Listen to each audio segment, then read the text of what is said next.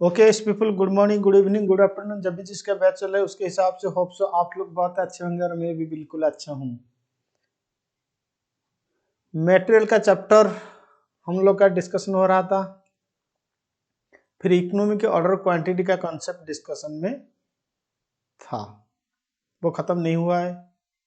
शायद आज के क्लास में इकोनॉमी की ऑर्डर क्वांटिटी खत्म हो जाएगा। ठीक है, अब बोलेंगे सर आज हम क्या पढ़ेंगे। आज इकोनॉमी की ऑर्डर क्वांटिटी पढ़ेंगे, फिर उसके बाद कुछ आसान टॉपिक है, कॉन्सेप्ट है, एक दो आसान कॉन्सेप्ट है, फीफो लिफो जो बचपन से तुम्हें मालूम है उसको भी पढ़ेंगे। लेकिन मटेरियल चैप्टर हो सकता है आज खत्म हो जाएगा, मुझे नहीं लगता है कि आज खत्म होगा। चलो अभी शुरू करते हैं। How to compute you Q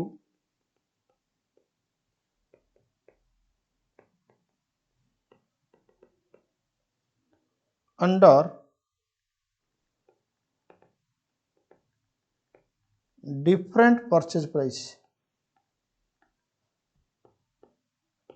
अगर तुम्हें डिफरेंट डिफरेंट परचेज प्राइस दिया जाएगा तो तुम ईओक्यू कैसे कंप्यूट करोगे। आप बोलेंगे सर ये डिफरेंट परचेज प्राइस दिया जाएगा मतलब, देखो तुम प्रैक्टिकली सोचो, अगर तुम रिटेल मार्केट को जाओगे, तुम्हें तो पता है ना, market, retail market, wholesale market, दो प्रकार का मार्केट होता है। अगर तुम रिटेल मार्केट को जाओगे तो रिटेल मार्केट में तुम्हें एक ही परचेज प्राइस मिलेगा। हाँ, थोड़ा बहुत डिस्काउंट मिल सकता है लेकिन परचेज प्राइस एक मिलेगा। कैसे? चलो नियरेस्ट मार्केट जाओ, फिर वहां बोलो कि मुझे पोटैटो चाहिए, वो बोलेगा पर केजी 10 रुपया। हाँ, अगर तुम ज्यादा लोगे तो 10% में डिस्काउंट कर सकता हूँ। तो this is the pricing mechanism at retail market, this is the pricing mechanism at retail market. लेकिन तुमने होलसेल मार्केट गया तो होलसेल मार्केट में वो लोग तुम्हें different different purchase price offer करेंगे। बोलेंगे कि चलो अगर तुम 500 यूनिट्स लोगे, मतलब अप टू 500, तुम्हें 10 रुपया लगेगा परचेज प्राइस। 500 से ज्यादा 10,000 तक अगर खरीदोगे एट ए टाइम तुम्हें 9 रुपया लगेगा। 1000 से ज्यादा 1500 तक अगर खरीदोगे तुम्हें 8 रुपया लगेगा, ऐसे। तो this pricing mechanism is followed at a wholesale market. अगर तुम होलसेल मार्केट से खरीदोगे तो तुम्हें तो एक ही परचेज प्राइस नहीं मिलेगा, तुम्हें डिफरेंट डिफरेंट परचेज प्राइस मिलेगा। तो उस वक्त हम कैसे कंप्यूट करेंगे ईओक्यू। सर हमारे पास तो फॉर्मूला है कि ईओक्यू 2 ए ओ बाई सी का रूट ओवर। हाँ, तो परचेज प्राइस का क्या लेना देना है। अगर एक ईओक्यू आएगा, डिफरेंट डिफरेंट परचेज प्राइस आएगा, तो मटेरियल कॉस्ट का स्टेटमेंट कैसे बनेगा। परचेज कॉस्ट के लिए हम परचेज प्राइस मल्टीप्लाई किए थे, याद है। हाँ सर, याद हो रहा है।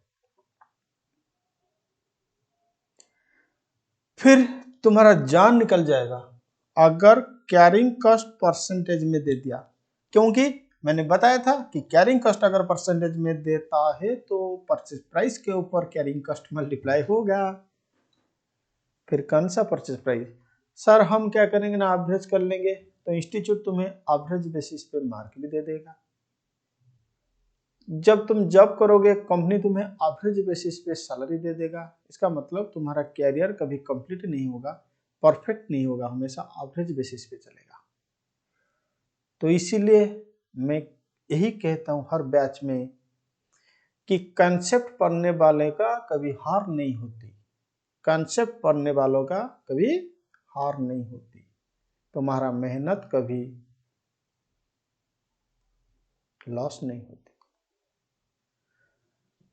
तुम्हें तुम्हारा मेहनत का फल जरूर मिलेगा। तुम मेहनत करते चलो, तुम्हारा मेहनत कभी हार नहीं होगी, क्योंकि तुम्हारे पास कंसेप्ट है।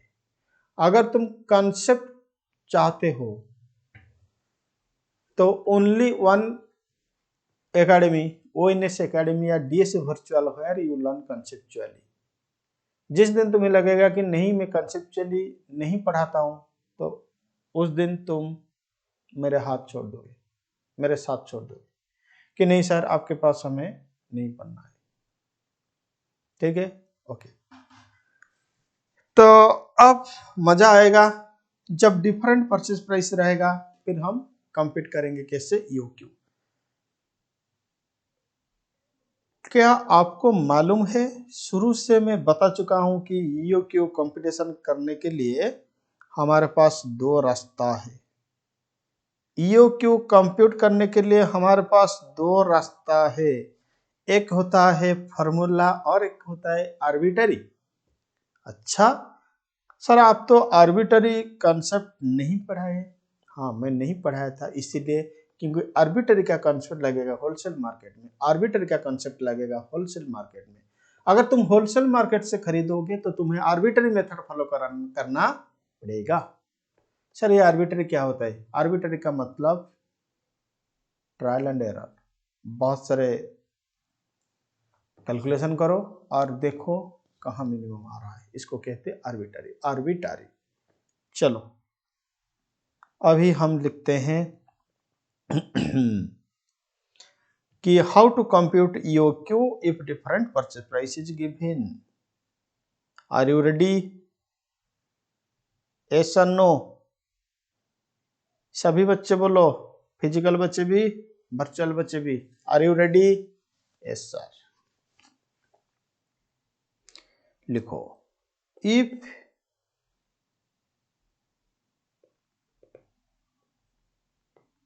different purchase price is given for different lot। अगर डिफरेंट परचेस प्राइस दिया हुआ है डिफरेंट लॉट के लिए, then EOQ can not be computed by 2AO/C का root over formula. EOQ can not be computed by 2AO/C का root over, full stop. Here we will apply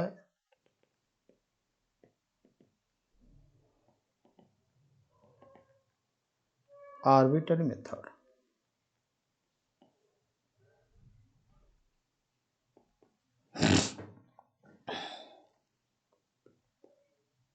Here we will compute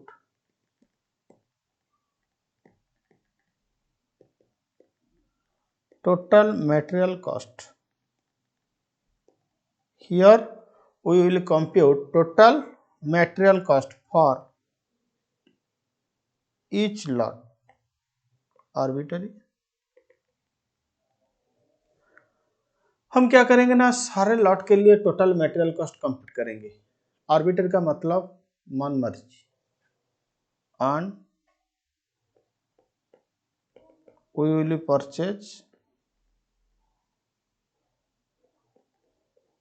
at that lot where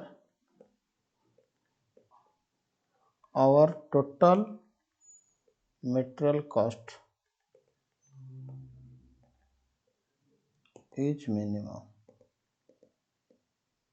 We will purchase at that lot where our total material cost is minimum।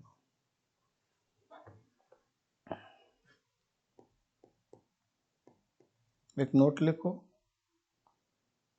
अच्छा एक बात समझो, मान लो मैंने बोला कि तुम 500 से 1000 तक खरीदो, मतलब 500 खरीदो या 600 खरीदो या 700 खरीदो या 800 खरीदो, इसके लिए तुम्हारा परचेज प्राइस 10 रुपया। तो 500 खरीदोगे तो 10 रुपया, 600 खरीदोगे तो 10 रुपया, 700 खरीदोगे तो 10 रुपया। इसका मतलब डिस्काउंट तो ज्यादा नहीं मिल रहा है, तो क्यों हम 500 नहीं खरीदेंगे, 800 खरीदेंगे। इसका मतलब एक लॉट में लोअर क्वांटिटी खरीदोगे तो जितना प्राइस चार्ज होगा हायर, एक लॉट का बात नहीं कह रहा हूँ, लॉट चेंज हो जाएगा तो डिस्काउंट चेंज हो जाएगा, मतलब परचेज प्राइस चेंज हो जाएगा।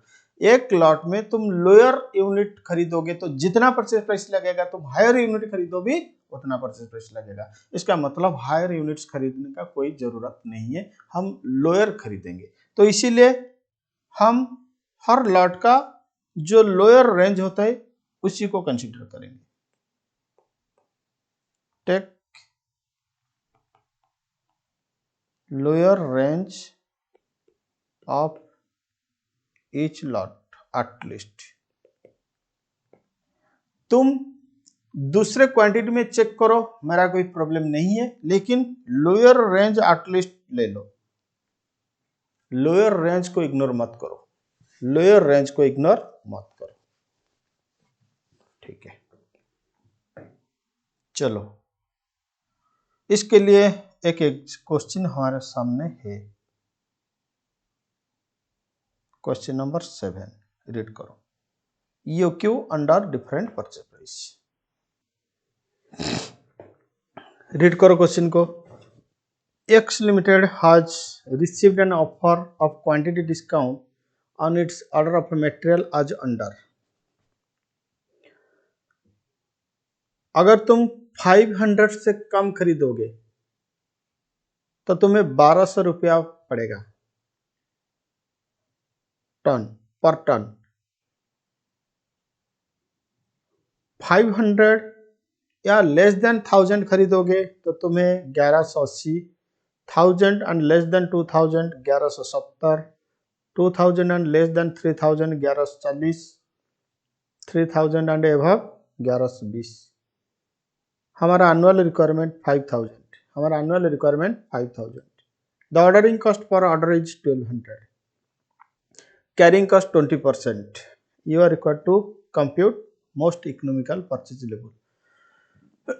इसका मतलब हम हर एक लॉट के लिए आर्बिट्ररी चेक करेंगे, जो लॉट में हमारा मटेरियल कॉस्ट मिनिमम आएगा वही लॉट हम फॉलो करेंगे, जो लॉट में हमारा मटेरियल कॉस्ट मिनिमम आएगा हम वही लॉट फॉलो करेंगे। तो इसका मतलब हम स्टेटमेंट ऑफ मटेरियल कॉस्ट बनाएंगे। तो लिखो statement of material cost.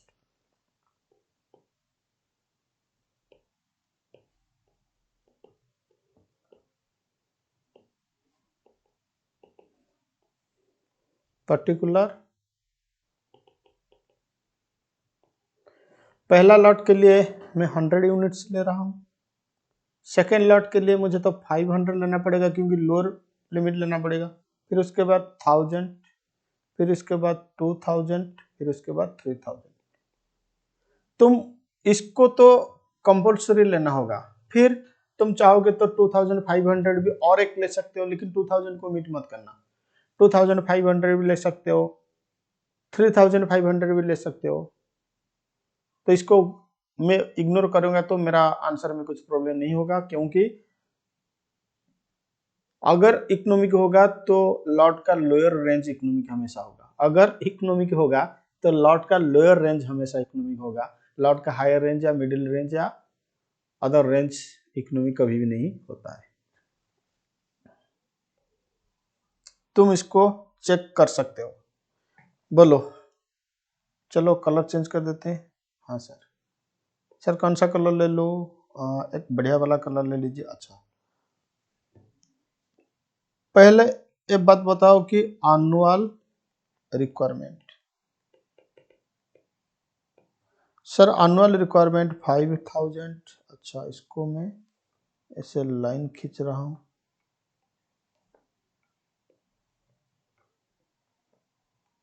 Okay, 5000, 5000, 5000, 5000।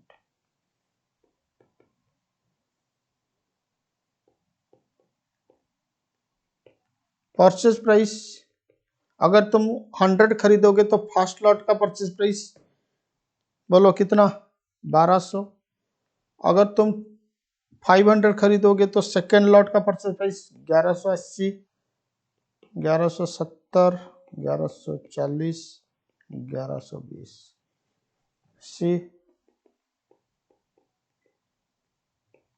Purchase cost हो जाएगा तुम्हारा, मल्टीप्लाई करोगे तो परचेज कॉस्ट मिल जाएगा। तो परचेज कॉस्ट 5000 इंटू 1200, 6 लाख नहीं 60 लाख, इधर 59 लाख, इधर 58 लाख 50,000, तुम खुद कैलकुलेशन करो। इधर 57 लाख, इधर 56 लाख। चलो मेटेरियल कॉस्ट का एक कंपोनेंट हो गया।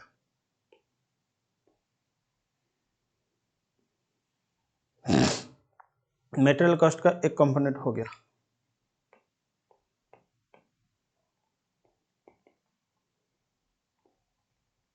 क्वांटिटी पर ऑर्डर, इधर 100, इधर 500, इधर 1000, इधर 2000, इधर 3000। Number of order, number of order का फॉर्मूला क्या होगा? Annual requirement divide by quantity per order. Number of order का फॉर्मूला होगा annual requirement divide by quantity per order. 5000 divide by 100, 5000 divide by 100, 50, 5000 divide by 500, 10, 5, 2.5, 5000 divided by 2000, 2.5, 5000 divided by 3000, ये 1.67।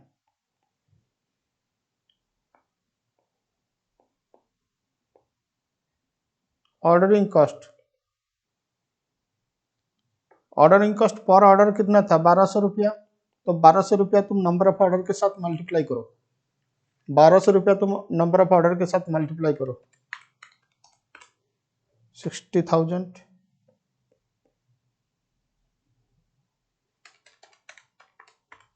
12,000, 6,000, 3,000, 2,000। और एक component मुझे मिल गया ऑर्डरिंग कॉस्ट। फिर average stock, तो average stock होगा half of quantity of order. Average stock क्या होगा? क्वांटिटी ऑफ ऑर्डर का आधा। तो क्वांटिटी इन ऑर्डर 100, इसका आधा हो जाएगा तो 50, इधर हो जाएगा 250, इधर हो जाएगा 500, इधर हो जाएगा 1000, इधर हो जाएगा 1500। Carrying cost per unit per annum, वो तो 20%, 20% किसका? परचेज प्राइस का। तो 1200 का 20%, 1200 का 20%, 240, 236, हाँ 1170 का 20%, 234, 1140 का 20%, 228, 1120 का 20%, 224।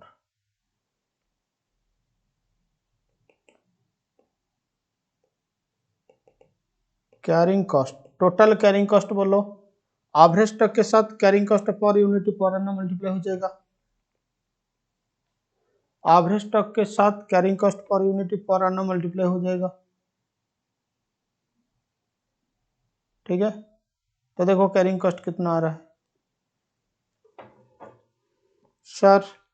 50 इंटू 240, ये रहा 12,000, 250 इंटू 236, ये रहा 59,000, ये रहा 1,17,000, ये रहा 2,28,000, ये रहा 3,36,000। चलो और एक कंपोनेंट भी मुझे मिल गया, कैरिंग कॉस्ट। अब देखो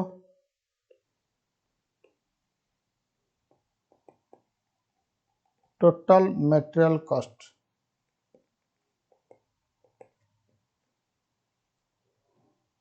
बी प्लस डी नहीं, B plus F plus I. Purchase cost, ordering cost, carrying cost को हम ऐड करेंगे। Purchase cost, ordering cost, carrying cost को हम ऐड करेंगे। अब बोलेंगे सर इधर ऑर्डरिंग कॉस्ट कैरिंग कॉस्ट तो इक्वल नहीं आ रहा है। मैंने बताया था कि अगर तुम 2AO/C फॉर्मूला लगाओगे तो carrying cost ordering cost equal आएगा, लेकिन आर्बिट्ररी मेथड में वो इक्वल होने का कोई लॉजिक नहीं है।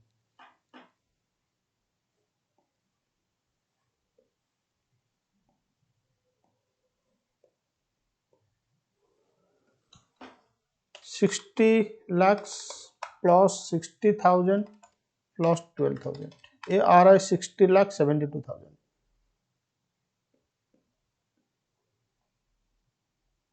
ये आ रहा है 59,71,000। ऐड करो तुम, ये 59,73,000। देखो ऐड करो, 58,50,000 प्लस 6,000 प्लस 1,07,000, 59,73,000, 59,31,000, 59,38,000। इसका मतलब तुम्हारा लोअर हो रहा है, देखो लोअर 59,31,000 इज योर लोअर।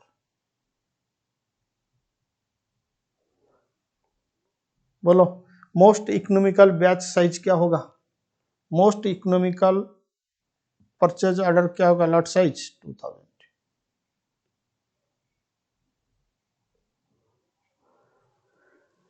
लिखो the most optimal purchase size is 2000 units. Hence your EOQ will be 2000 units. तुम्हारा EOQ 2000 यूनिट्स हो जाएगा।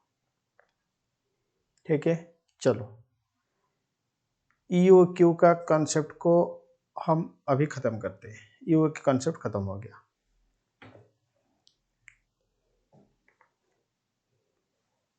नेक्स्ट लिखो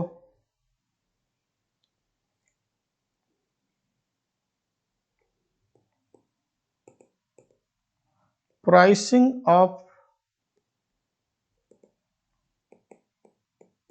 मटेरियल इश्यू।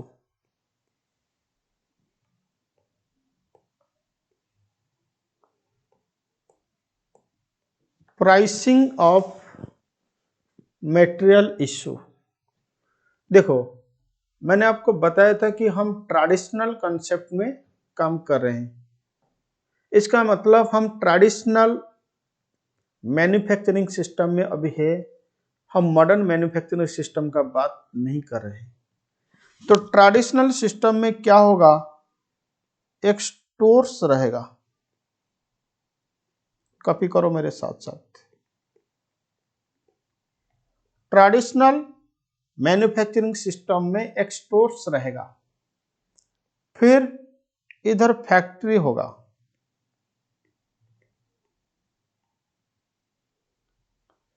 ये परचेज डिपार्टमेंट,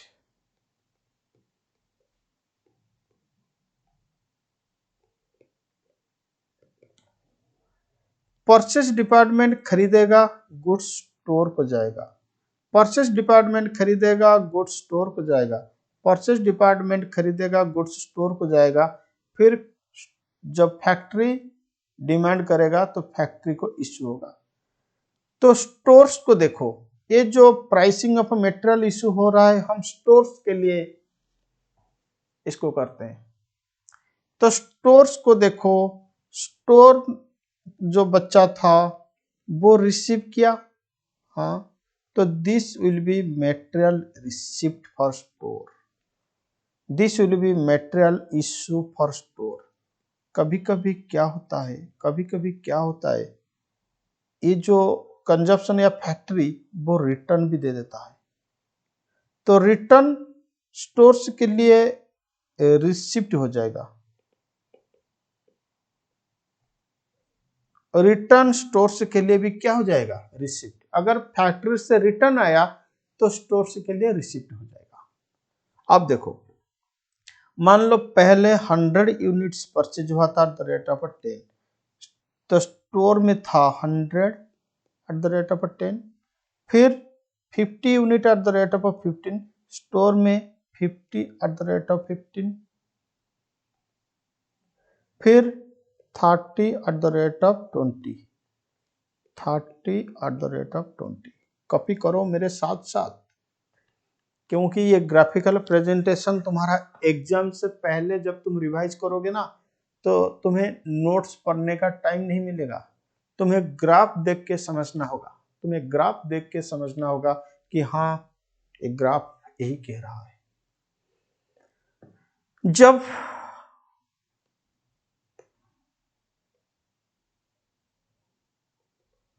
फैक्ट्री से डिमांड आएगा, जब फैक्ट्री से डिमांड आएगा, फैक्ट्री ने बोला कि मुझे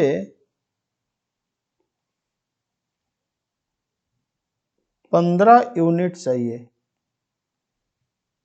फैक्ट्री ने बोला कि मुझे 15 यूनिट चाहिए। मुझे कितना यूनिट चाहिए, 15 यूनिट चाहिए। अब स्टोर्स इश्यू करेगा फैक्ट्री को 15 यूनिट्स, बोलो यस और नो। अब स्टोर्स इश्यू करेगा फैक्ट्री को 15 यूनिट्स। जो स्टोर्स फैक्ट्री को 15 यूनिट इश्यू करेगा, उसका प्राइस क्या होगा, उसका प्राइस क्या होगा। देखो, मैंने स्टोर्स को बोला कि तुम कौन सा प्राइस चार्ज करोगे, बोलो। स्टोर ने बोला कि मेरे पास बहुत सारे ऑप्शन है, मैं फीफो फॉलो कर सकता हूं। इसका मतलब जो फास्ट आया था मेरे पास, मैंने उसी को इश्यू किया। अगर मैं फीफो फॉलो करूंगा तो 15 यूनिट का कॉस्ट हो जाएगा 10 रुपया एट द रेट ऑफ 10, क्योंकि मेरे पास पहले जो यूनिट्स आया था उसका रेट क्या था, 10 यूनिट्स। लेकिन फीफो में अगर 15 यूनिट जाएगा, क्या ये 100 खत्म होगा, नहीं। इसमें से फिर 85 eight the rate of 10 balance हो जाएगा। ये तो balance 50 eight the rate of 15, ये तो balance 30 eight the rate of 20। ठीक है। स्टोर ने बोला कि चलो मैं लिफो फॉलो करूंगा। अगर स्टोर्स लिफो फॉलो करेगा तो जो लास्ट में आया था उसी को मैं इश्यू करूंगा। तो ये 15 यूनिट का रेट 20 रुपया के हिसाब से जाएगा। तो मेरा स्टॉक लेवल अकॉर्डिंगली मैं कंप्यूट कर लूंगा। स्टोर ने बोला कि मैं सिंपल एवरेज फॉलो करूंगा। तो सिंपल एवरेज मतलब प्राइस का एवरेज। तो 10 प्लस 15 प्लस 20 डिवाइड बाई 3।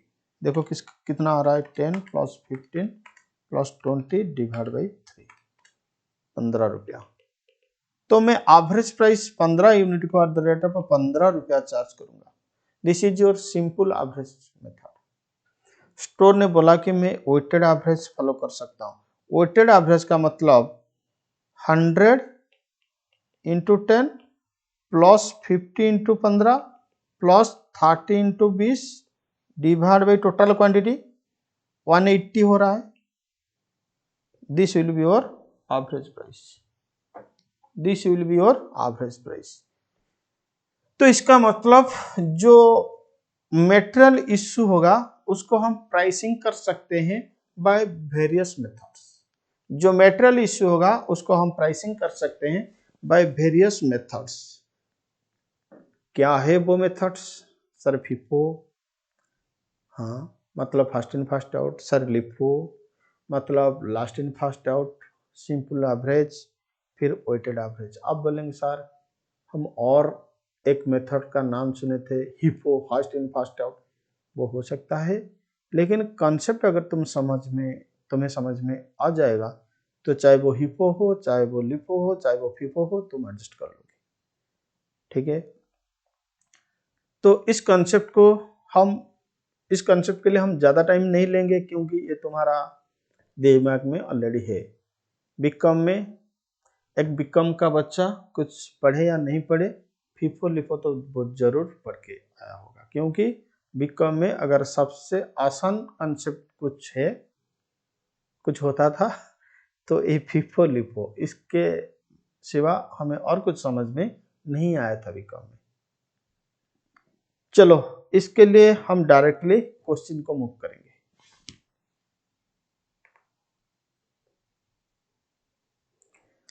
चलिए मेरे मैट को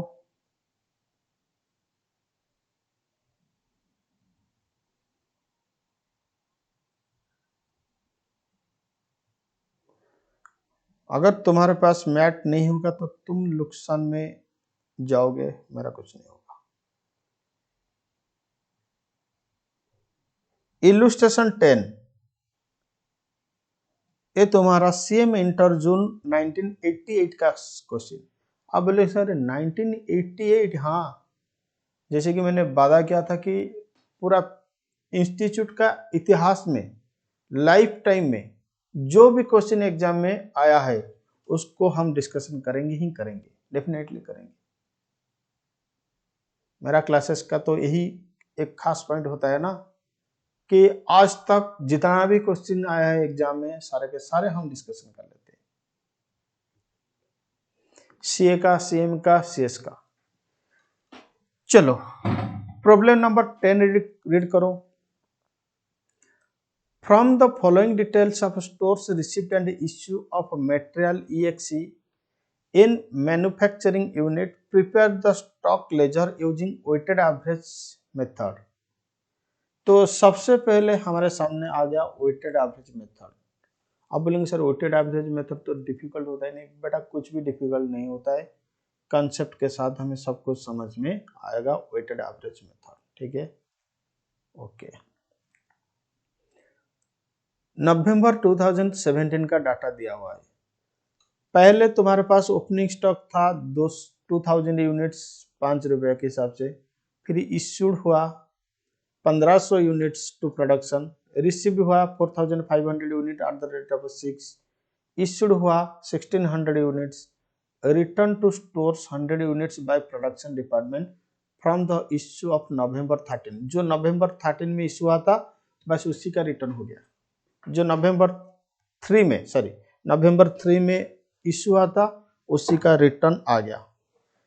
लेकिन स्टोर्स को अगर रिटर्न होगा प्रोडक्शन डिपार्टमेंट से तो वो रिसिप्ट हो जाएगा। फिर रिसीव हुआ, फिर रिटर्न टू सप्लायर। देखो सप्लायर को अगर रिटर्न होगा,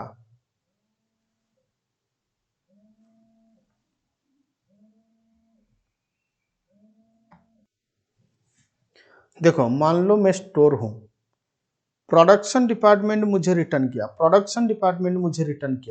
तो स्टोर के लिए रिसीप्ट। अगर सप्लायर को रिटर्न होगा तो स्टोर से के लिए इश्यू हो जाएगा। लेकिन कौन सा परचेज रिटर्न हुआ? जो नवंबर 4 को रिसीव हुआ था, तो नवंबर 4, फिर रिसीव्ड, इश्यूड, ये बहुत आसान क्वेश्चन। चलो इसका सॉल्यूशन उसी मैप में भी है, तुम देख सकते हो।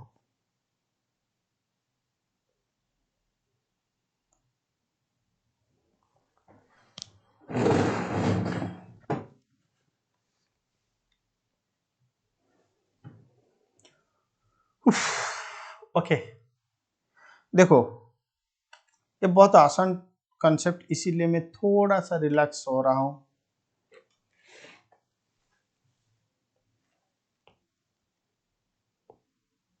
हम कलरिंग करके समझेंगे। तो हम बनाएंगे stores ledger account weighted average method के हिसाब से, ठीक है। एक कॉलम होगा पर्टिकुलर का जिसमें डेट रहेगा, और एक कॉलम होगा रिसिप्ट के लिए, और एक कॉलम होगा इश्यू के लिए और एक कॉलम होगा बैलेंस के लिए।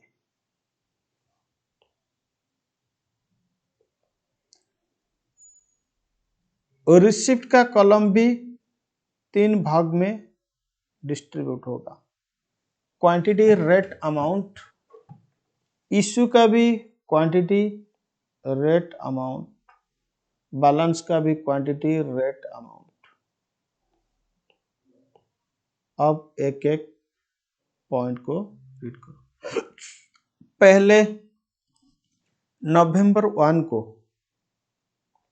बैलेंस था कितना? 2000 यूनिट्स, 5 रुपया, 10,000। 2000 यूनिट्स, 5 रुपया, 10,000। नवंबर 3 को इश्यू हुआ। हम फॉलो करेंगे वेटेड एवरेज, हम फॉलो करेंगे वेटेड एवरेज। कितना इश्यू हुआ? 1500। देखो प्राइसिंग क्या होगा, सीधा वेटेड एवरेज मेथड के लिए तुम ये जो अमाउंट से यूनिट को डिवाइड करो, टोटल अमाउंट से यूनिट को डिवाइड करो, मतलब टोटल अमाउंट का डिवाइड बाई टोटल क्वांटिटी का।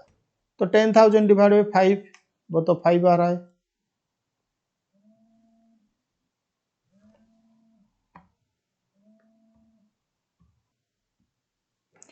तो इश्यू हुआ 5 रुपया में, तो उसका अमाउंट हो जाएगा 7,500। तो तुम्हारा बैलेंस और बचेगा 500 यूनिट्स। देखो 10,000 से 7,500 चला गया तो डेफिनेटली 2,500 आएगा, ये भी 5 रुपया। फिर उसके बाद रिसीव हुआ,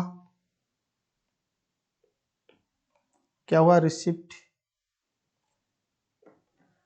कितना यूनिट रिसिप्ट हुआ? 4,500। ठीक है, उसका प्राइस 6, अमाउंट 27,000। तो अब तुम बैलेंस करोगे, अब तुम बैलेंस करोगे ये वेटेड एवरेज मेथड, ठीक है। तो वेटेड एवरेज मेथड में एक ही क्वांटिटी आएगा, मतलब तुम क्वांटिटी को ऐड करोगे।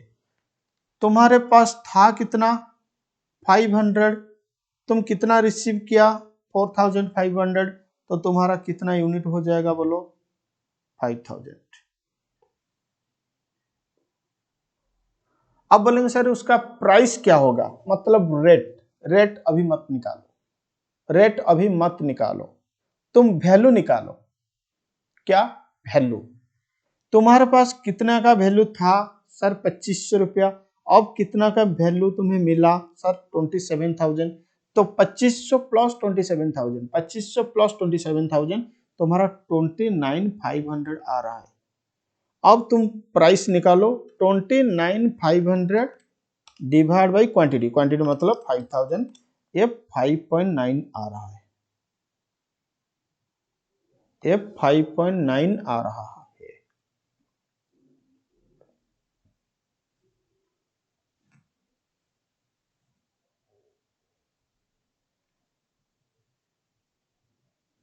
चलो नेक्स्ट डेट इश्यू हुआ कितना? 1,600 यूनिट।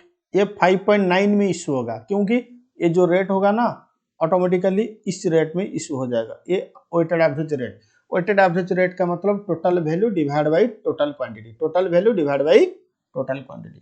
तो उसका प्राइस हो रहा है, मतलब वैल्यू हो रहा है 9,440। अब बोलेंगे सर हम बैलेंस कॉलम कैसे लिखेंगे? देखो मेरे पास था 5,000, मेरे पास कितना यूनिट था? 5,000, ये वाला। मैंने इश्यू कितना किया? 1,600। तो 5,000 से तुम 1,600 माइनस करो तो कितना आ रहा है? 3,400। ओके, ये क्वांटिटी मिल गया। फिर उसके बाद तुम्हारे पास कितना अमाउंट था? 29,500। उस अमाउंट से तुम्हारा कितना अमाउंट इश्यू हो गया? 9,440। तो 29,500 से माइनस करो 9,440, सर 20,060 आ रहा है। हाँ 20,060 होगा। अब तुम 20,060 से डिवाइड करो क्वांटिटी 3400। सर ये 5 आ रहा है, तो नेक्स्ट जो इश्यू होगा, अगर कुछ रिसीव नहीं होगा तो 5 में इश्यू होगा, क्योंकि ऑटोमेटिकली रेट आ रहा है। फिर उसके बाद रिटर्न हुआ, return bye production department. Production department अगर रिटर्न करेगा, प्रोडक्शन डिपार्टमेंट अगर रिटर्न करेगा, वो तो हमारे लिए रिसिप्ट हो जाएगा। तो रिसिप्ट का कलर हम कुछ अलग ले थे, ये हमारे लिए रिसिप्ट हो जाएगा। 100 यूनिट्स जो इश्यू हुआ था नवंबर 3 को, वो ही रिटर्न हुआ। तो नवंबर 3 को जो इश्यू हुआ था उसका प्राइस क्या था? 5। वो जब रिसीव होगा 5 में रिसीव होगा, कितना हुआ? 500। अब तुम बैलेंस निकालो, तुम्हारे पास 3400 था, अब तुम्हें 100 यूनिट्स मिला, तो तुम्हारा 3500 हो गया।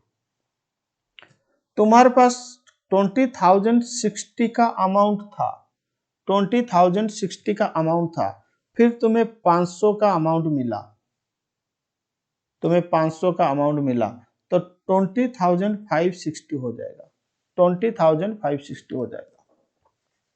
तो ऑटोमेटिकली तुम्हारा रेट आ जाएगा 20,560 डिवाइड बाई 3,500, ये आ रहा है 5.874, 5.874। ठीक है। नेक्स्ट 16 में रिसिप्ट हुआ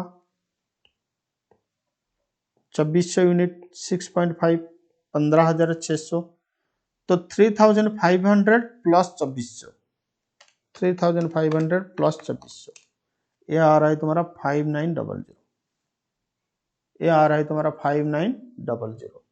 फिर 20,560 प्लस 1,500, 15,600, 20,560 प्लस 15,600, ये हो रहा है तुम्हारा 36,160। अब 36,160 डिवाइड बाई 5900, ये आ रहा है तुम्हारा 6.129, ये आ रहा है तुम्हारा 6.129। चलो, फिर उसके बाद इश्यू हुआ 200 यूनिट्स,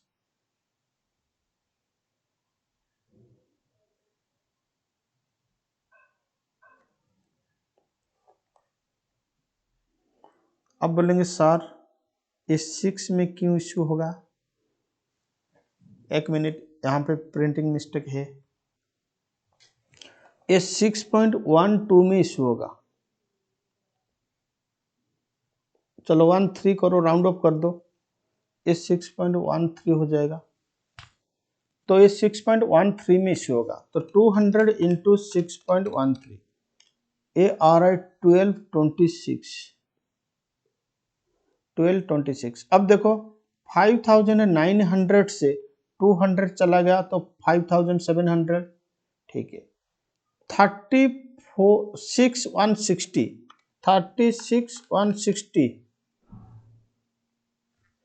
से तुम्हारा 1226 चला जाएगा, माइनस 1226, ये 4934,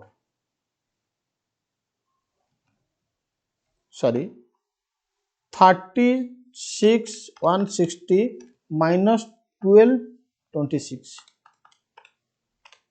34,934, इसको रेक्टिफाई करो, 34,934, 34,934 डिवाइड बाई 5,700, 6.129। ठीक है, ये रेट ठीक है, 6.129। फिर उसके बाद रिसिप्ट हुआ 1000 का, 7,000, तो 5,700 प्लस 1000, 6,700, 34,934, 34,934 प्लस 7,000, 41,934, 41,934, थोड़ा सा रेक्टिफिकेशन करना पड़ता है। तो 41,934 डिवाइड बाई 6,700 6.26 ये करेक्ट है। 6.26 258 आ रहा है, 26 हम करेंगे। फिर इशू 2100 ये इस रेट में जाएगा 6.26 में, 2100 इंटू 6.26 13,146। तो एक काम करो 6,700 था, 2100 चला गया, 6,700 माइनस 2100 4,600। ओके, अब 41,934 था, 41,934 माइनस करो 13,146, माइनस करो 13,146, 13,146 28,788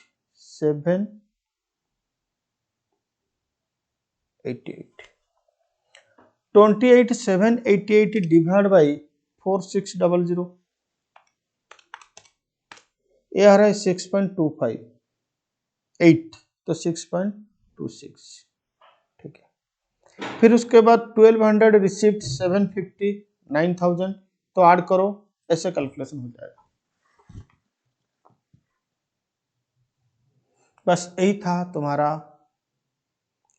वेटेड एवरेज मेथड। ज्यादा क्वेश्चन इस कॉन्सेप्ट का प्रैक्टिस मत करोगे, एक या दो क्वेश्चन करोगे तो हो जाएगा, बस और कुछ नहीं।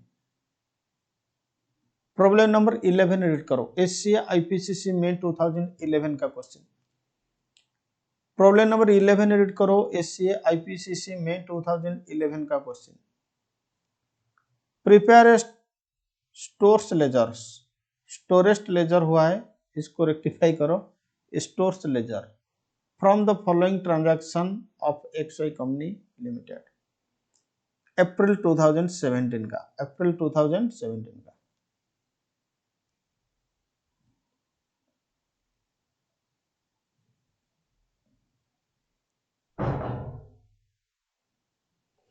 ओपनिंग बैलेंस 200 यूनिट्स था 10 रुपया, रिसिप्ट 250 2000 में तो उसका रेट मिल जाएगा, 150 इतना में रेट मिल जाएगा, इशू हुआ 100 यूनिट्स 50 500 में।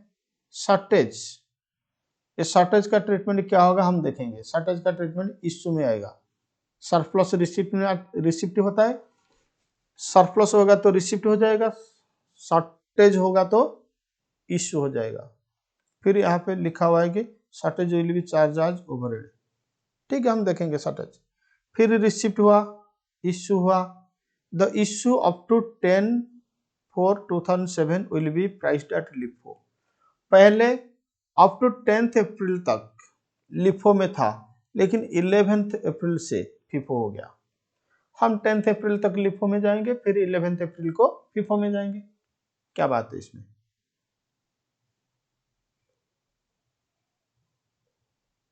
देखो तुम्हारा stores ledger account,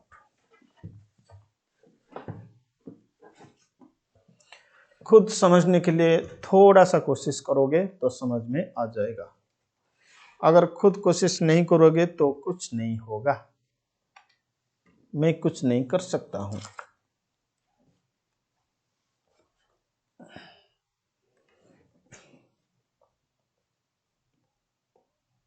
stores ledger account, date, receipt, issue, balance. Receipt का 3 कलम क्वांटिटी रेट अमाउंट, इश्यू का 3 कलम क्वांटिटी रेट अमाउंट, बैलेंस का 3 कलम क्वांटिटी रेट अमाउंट। पहले बैलेंस था 200 यूनिट्स 10 रुपया 2000, फिर उसके बाद रिसिप्ट हुआ 250 2000 में। अगर 250 यूनिट्स 2000 में रिसिप्ट करोगे तो तुम्हारा 8 हो जाएगा पर यूनिट का कॉस्ट। अब देखो तुम फीफो और लिफो के लिए, फीफो और लिफो के लिए स्टॉक को अलग लिखोगे, जैसे कि मैंने एवरेज मेथड में पूरा का पूरा स्टॉक मतलब बैलेंस में, बैलेंस कलम के लिए मैं कह रहा हूं, बैलेंस कलम में मैंने स्टॉक को पूरा ऐड किया था क्वांटिटी, लेकिन फीफो लिफो के लिए वो आड नहीं होगा, अलग अलग रहेगा, क्योंकि जो फर्स्ट रिसीव हुआ था वो पहले इश्यू होगा, जो लास्ट रिसीव हुआ था वो पहले इश्यू होगा, ये होता है फीफो लिफो। तो इसीलिए हम क्या करेंगे ना, जो बैलेंस हुआ, बैलेंस से पहले तो 200 यूनिट था, फिर उसके बाद 250 यूनिट हो गया। तो हम ये जो बैलेंस क्वांटिटी है ना उसको हम अलग अलग लिखेंगे। तो पहले 200 था 10 रुपया 2000, फिर उसके बाद 250 8 रुपया 2000, फिर उसके बाद रिसीव हुआ 150, टोटल कॉस्ट दिया हुआ है 1275, तो पर यूनिट का कॉस्ट आ जाएगा 850। अब तीनों बैलेंस को हम अलग अलग लिखेंगे। तो पहले था 200 यूनिट्स 10 रुपया 2000, फिर 250 8 रुपया 2000, फिर 150 8.5 1275। अप्रैल 10 को इश्यू हुआ 100 यूनिट्स, ये तो लिफो में इश्यू होगा। तो लिफो मतलब जो लास्ट आया था वो फर्स्ट आउट होगा, तो लास्ट जो आया था वो 150। तो जो इश्यू होगा लास्ट में जो आया था वो पहले इश्यू होगा, तो लास्ट में जो आया था उसका रेट 850 था, तो 150 से 100 चला गया 850 में 850 में। अब देखो 200 यूनिट्स जो था वो तो रह गया, जो 200 यूनिट था वो तो रह गया, जो 250 यूनिट्स था वो भी रह गया, लेकिन जो 150 यूनिट्स था उसमें से और 50 850 के हिसाब से रहा। फिर उसके बाद अप्रैल 15 को रिसिप्ट हुआ,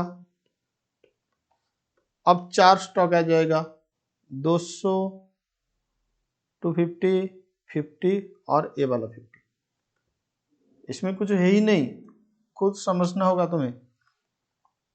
20 में शॉर्टेज हुआ, तो शॉर्टेज होगा ये इश्यू में आएगा जो शॉर्टेज हुआ वो इश्यू में आएगा 10। अच्छा, अभी फीफो मेथड हो जाएगा, क्योंकि ये देखो 11 अप्रैल से फीफो, 10 अप्रैल तक लिफो। ये शॉर्टेज कब आइडेंटिफाई हुआ 20 अप्रैल को, तो फीफो, फीफो मतलब पहला वाला कितना था 10 रुपया, पहला वाला 10 रुपया था, तो 10 रुपया हिसाब से जाएगा 100। अब बोलो बैलेंस क्या होगा, जो 200 था वो 190 हो जाएगा, बाकी जो था वही रहेगा। फिर रिसिप्ट ये 4 हो जाएगा, 1 2 3 4 5 और एक ऐड हो जाएगा। फिर इश्यू हुआ कितना 400 यूनिट्स, लेकिन जो बैलेंस था वो तो 190, तो 190 जाएगा। फिर उसके बाद ये 250 से 210 जाएगा। अब ये 250 से 40 यूनिट्स बचा ये वाला, बाकी ये 50 50 60 बस ऐसे चलेगा, क्लोजिंग स्टॉक वैल्यूएशन हो जाएगा। बस यही था तुम लोग का simple average weighted average FIFO LIFO, ठीक है। और एक दो क्वेश्चन है खुद देखो,